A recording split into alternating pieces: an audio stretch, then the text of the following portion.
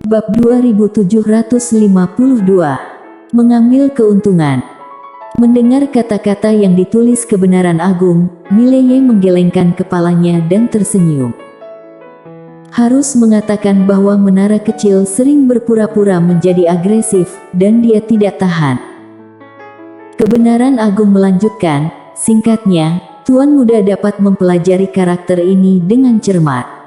Karakter ini ditambah pedang biru gaibmu benar-benar tak terkalahkan, terutama jiwa pedangmu selaras dengan jalan karakter manusia, dan kombinasi ketiganya sangat kuat.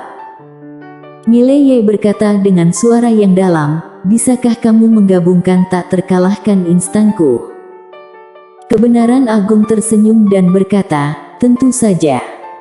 Mileye mengangguk dan dia melihat kata orang di tangannya. Sesaat kemudian, Mileye memasuki menara kecil. Di menara kecil, Mileye perlahan menutup matanya dan dia mulai merasakan kata manusia melalui pedang biru gaib. Klan manusia. Sage. Mileye masih sedikit penasaran dengan klan manusia dan sage kebenaran agung, namun kebenaran agung jelas tidak berani memberitahunya dan dia tidak mendesaknya.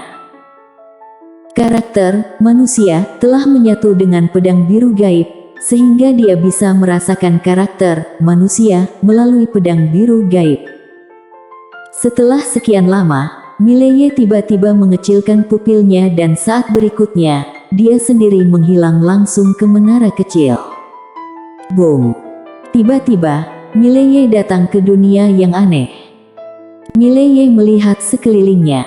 Pada saat ini, dia berada di dunia yang sunyi, dikelilingi oleh pegunungan tinggi yang tak berujung, dengan pepohonan tinggi yang menjulang ke awan, menghalangi sinar matahari.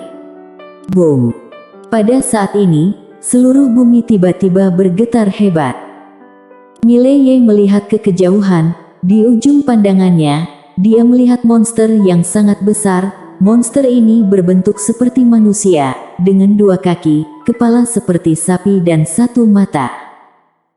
Monster ini berukuran terbesar yang pernah dilihat Mileye, dengan pegunungan yang menjulang tinggi di depannya, seperti anak kecil. Melihat monster ini, Mileye mengerutkan kening. Kebenaran agung, di mana ini? Kebenaran agung terdiam sejenak, dan berkata, dunia kata manusia. Dunia kata. Mileye membeku. Pada saat ini, Mileye tiba-tiba mengangkat kepalanya dan burung Garuda berwarna merah darah tiba-tiba muncul di langit yang jauh dan sayap burung Garuda ini terbang ke arahnya. Saat sayapnya menyebar, seluruh dunia langsung menjadi gelap, seperti malam. Saat Garuda itu terbang, tiba-tiba ia melirik ke bawah, namun dengan cepat mengalihkan pandangannya, tak lama kemudian, ia menghilang di ujung langit. Mileye berkata, apakah dia tidak melihatku sekarang? Kebenaran agung, ya. Mileye sedikit bingung, lalu kenapa aku tidak menyadarinya? Setelah terdiam beberapa saat, kebenaran agung berkata, apakah kamu terbiasa menjadi sasaran? Apakah kamu berkhayal dianiaya? Mileye. Kebenaran agung berkata dengan suara yang dalam, ia tidak memiliki permusuhan atau permusuhan terhadapmu, jadi apa pengaruhnya terhadapmu? Mileye terdiam beberapa saat lalu berkata, aku sedikit tidak terbiasa. Kebenaran agung. Mileye melihat sekeliling dan berkata, apakah kata manusia membawaku ke sini? Kebenaran agung, ya. Mileye sedikit penasaran, untuk apa aku dibawa ke sini? Kebenaran agung menulis, aku tidak tahu. Mileye sedikit mengernyit, apakah kamu tidak mengetahuinya? Kebenaran agung menulis, tidak akrab. Mileye tidak bisa berkata-kata, dia melihat sekeliling, lalu merentangkan telapak tangannya dan pedang biru gaib muncul di tangannya. Dia melihat kata, manusia, di pedang itu, kamu memiliki jiwa, ya. Kata, manusia, sedikit bergetar sebagai tanggapan. Mileye tersenyum dan berkata, bisakah kamu berubah? Kata manusia tiba-tiba berubah menjadi alam ilusi dan muncul di depan Mileye. Mileye memandangi jiwa manusia, lalu tersenyum dan berkata, "Untuk apa kamu membawaku ke sini?" Setelah hening beberapa saat, jiwa manusia berkata, "Manusia, bolehkah aku mengatakan yang sebenarnya?" Mileye mengangguk, "Tentu saja." Jiwa manusia berkata, "Kamu terlalu lemah, aku tidak mau mengikuti kamu." Senyum di wajah Mileye langsung membeku. Jiwa manusia melanjutkan, "Bisakah kamu membebaskanku?" Mileye berkata pelan, "Kamu tidak mau mengikutiku." Jiwa manusia berkata, "Ya." Mileye tersenyum dan berkata, "Aku lemah sekarang, tapi aku akan menjadi kuat di masa depan."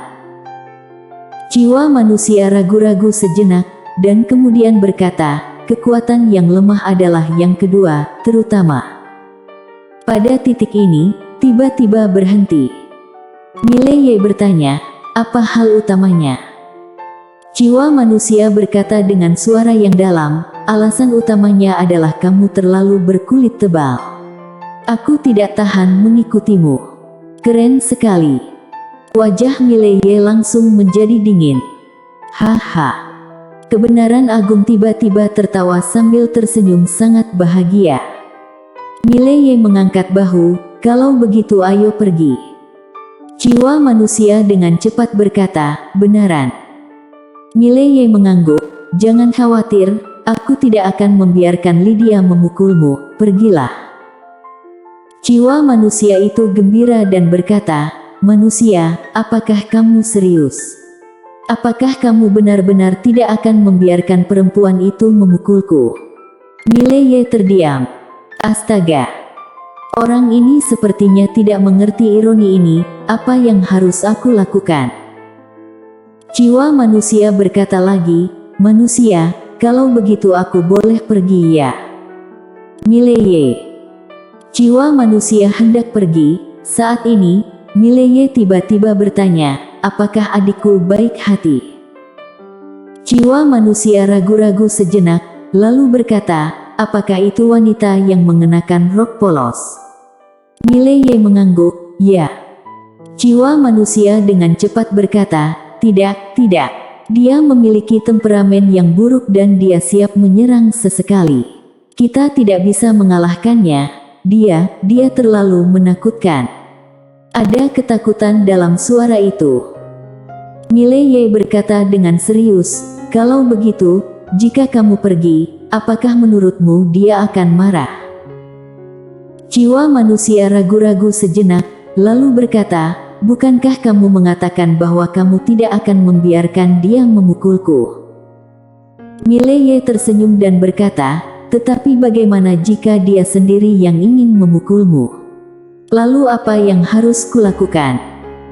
Jiwa manusia berkata, "Kalau begitu katakan padanya untuk tidak memukulku." Mileye terdiam. Semangat manusia ini tampaknya agak sederhana. Jiwa manusia bertanya lagi, "Bolehkah?" Mileye menghela napas dengan suara rendah, "Dia tidak mau mendengarkanku." Jiwa manusia diam. Mileye tersenyum dan berkata, "Beginilah, kamu mengikutiku selama 3 tahun. Setelah 3 tahun, aku jamin dia tidak akan mengalahkanmu. Apakah menurutmu itu akan berhasil?" Jiwa manusia berkata, 3 tahun. Mileye mengangguk dan berkata dengan serius, "Baru 3 tahun. Selama 3 tahun ini, ikuti aku dan setelah 3 tahun, kamu bisa pergi sendiri." Setelah berpikir lama, jiwa manusia bertanya, "Benarkah?" Mileye tertawa, "Tentu saja, aku tidak pernah berbohong." Setelah hening beberapa saat, jiwa manusia berkata, "Tapi, menurutku kamu berkulit tebal dan kamu sering membodohi orang lain. Kamu membodohiku juga." Ekspresi Mileye membeku. Jiwa manusia berkata lagi, "Jangan bersumpah. Aku tahu, dengan wanita dengan rok polos menutupimu, sumpah tidak bisa menahanmu sama sekali. Jadi, Mileye berkata dengan sungguh-sungguh, aku jamin dengan karakterku. Jiwa manusia berkata, sepertinya kamu tidak memilikinya. Mileye. Jiwa manusia berkata, namun, aku masih ingin mempercayaimu. Mileye bingung, mengapa? Jiwa manusia berkata dengan serius, aku khawatir kamu akan meminta adikmu untuk memukulku. Aku tidak bisa mengalahkan adikmu. Mileye terdiam. Tiba-tiba, dia merasa seolah-olah dia bertindak terlalu jauh, seolah-olah dia mengambil keuntungan dari kekuatan orang lain. Jiwa manusia tiba-tiba berkata lagi, namamu Mileye, kalau begitu aku akan memanggilmu Mile. Mile, tahukah kamu di mana tempat ini? Mileye berkata dengan suara yang dalam, kebenaran agung bilang ada di duniamu. Jiwa manusia itu mengangguk, ya, inilah dunia klan manusia, bagian dari dunia klan manusia yang pernah dilestarikan oleh pemiliknya sebagai dewa tertinggi dewa langit. Inilah alam semesta yang melampaui alam semesta yang ada dan tak terbatas.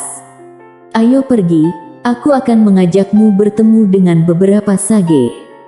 Setelah mengatakan itu, dia berbalik dan melayang ke kejauhan. Mileye mengikuti. Sepanjang perjalanan, Mileye melihat banyak monster.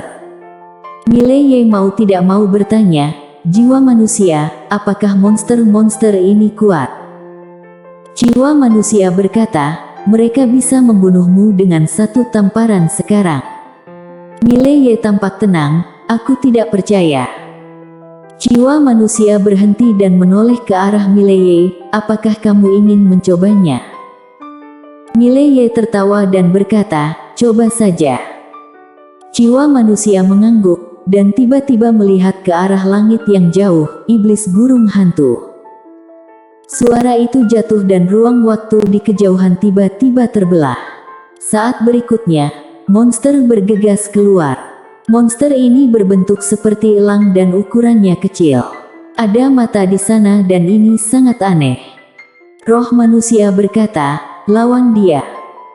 Setelah berbicara, ia berhenti sejenak dan kemudian berkata, jangan pukul dia sampai mati.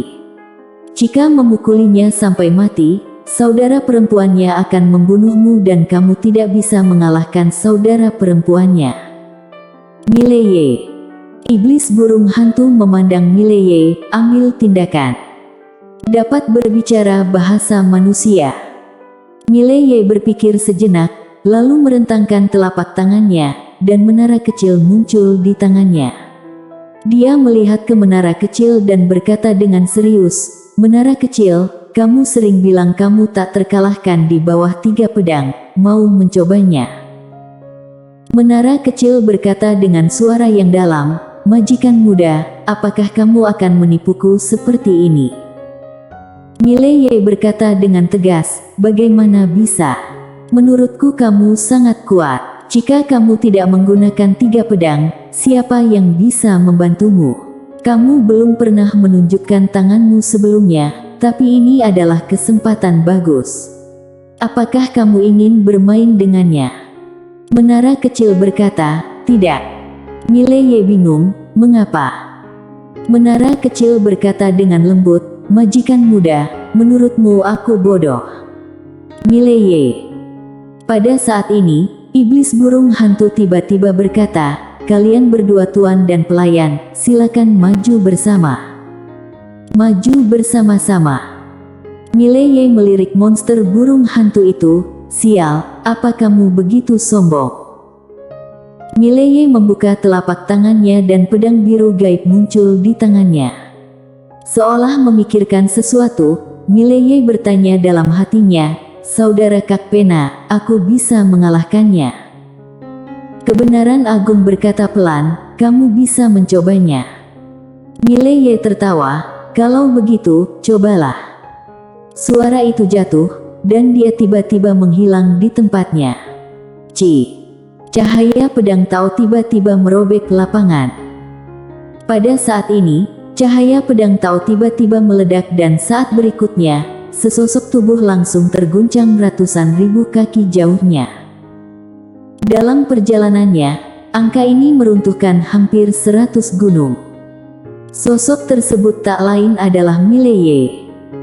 Setelah Mileye berhenti, dia menundukkan kepalanya dan melihat ke dadanya. Ada tanda dangkal pada armor di dadanya. Setelah hening beberapa saat, Mileye menatap iblis burung hantu di kejauhan, yang berkata dengan suara rendah, "Manusia, aku hanya berkontribusi kurang dari 10%. 10%. Mileye memandang jiwa manusia. Jiwa manusia muncul di depan Mileye. Ia berkata dengan serius, apa yang dikatakannya benar. Mileye terdiam.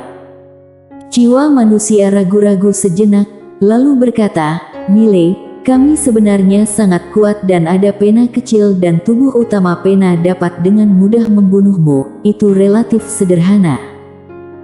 Berbicara, ia berhenti, dan berkata lagi, "Apakah kamu mengerti apa yang kumaksud?"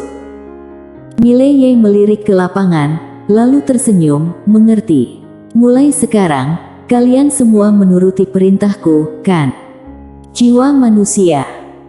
Mileye berkata dengan serius, "Jangan khawatir, aku tidak akan membiarkan adikku memukulmu." Jiwa manusia ragu-ragu sejenak, lalu berkata, "Maksudku, kamu harus sedikit menghormati kami, aku." Mileye berkata dengan tegas, "Aku mengerti. Mulai sekarang, kita semua akan menjadi saudara yang baik, berbagi berkah dan berbagi kesulitan dan kamu akan membantuku berjuang, bukan?" Jiwa manusia berkata, Aku. Bukan ini maksudnya." Bersambung.